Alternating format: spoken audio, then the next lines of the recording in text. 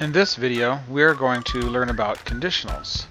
Conditionals is a very important concept in coding because it helps us do a lot of interactive tasks in our projects. A conditional is a statement or code that only runs when something else happens first. In Scratch, a conditional is used with one of these blocks that says if then. If this part of the code is true, then the program will run this part of the code. Let's look at some real-life examples of conditionals. Remember, we use the statement if something is true, then do something else. If it's true that it's raining outside, what will Mr. Thomas take outside with him? If you said umbrella, you are correct. If it's true that it's raining outside, then Mr. Thomas will take an umbrella. If it's true that Mr. Thomas goes to the beach, what will he wear? If you said swimsuit, you are correct. If it's true that Mr. Thomas is going to the beach, then Mr. Thomas will wear his swim trunks. If it's true that Mr. Thomas comes across a rattlesnake, then what will Mr. Thomas do? He will definitely run away screaming, "Ah!" Those are conditionals. The bottom part will only happen if the top part is true. Let's look at how conditionals work with code in some games. In this first game, as I play it, I move my mouse around the screen, and as my dog comes to a bone, he eats it, and the bone disappears, and I earn a point. Let's look at what that code looks like as a conditional in this project. Notice that I've clicked on the bone and I've got this conditional statement right here. The conditional statement is the if-then block. Remember, I'm on the bone. This is the sprite that I've selected.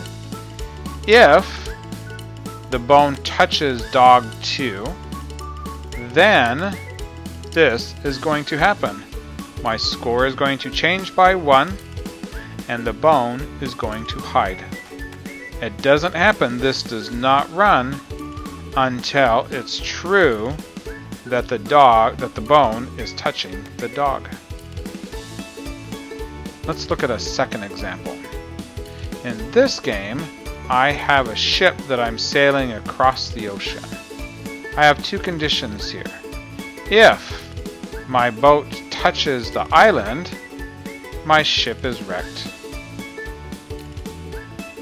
If my boat touches the gold, then I get the treasure. Here we come to the gold.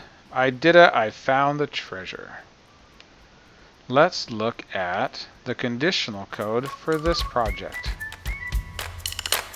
In this algorithm for the ship, I have the two conditionals for touching color. Here's one. Remember, the if statement is a conditional. If it's true that the ship is touching green, then this part of the code is going to run. My ship is going to say, "Your ship is wrecked," and everything will stop. If this is not true, then the computer is going to go to this part. This next conditional statement says, if the ship is touching yellow, then say, "You found the treasure," and stop the game. Notice that I have both of these inside a forever block. Because I don't want the game to check just once to see if my ship is touching green, I want it to always check again and again. So I have put both of my conditional statements inside a forever loop. It checks to see if it's touching green. If it's not, it moves on to the next conditional and checks to see if it's touching yellow. If it's not, it does it all over again until one of these conditions is true. Let's look at one last project. This game is called Tunnel of Gold.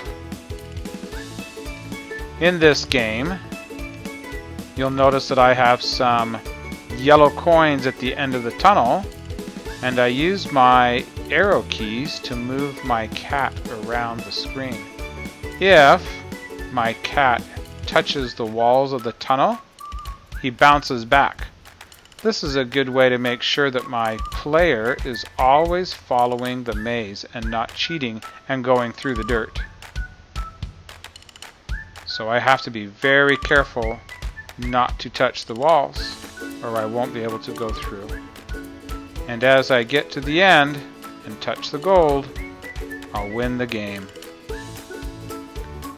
If I look at the code on this one, I can see a conditional right here in my if statement. My conditional helps me to make sure I stay inside the tunnel path and don't try to go through the dirt and kind of cheat. If the cat is touching the color brown, then it turns around and goes 10 steps. So if my cat tries to touch the brown, he kind of bounces off. He turns around and he goes back 10 steps. I put this conditional inside of a repeat block and said that I want to keep doing this, checking to see if he's touching the wall until I touch the yellow. If I touch the yellow, then this code is going to stop and it's going to go to the next step, which is to say timer, which is just telling me how fast I was able to get through the tunnel. These are some fun games that use conditionals to make the game very interactive and have different jobs. In this module, you're going to learn how to use conditionals to create some of your own fun projects.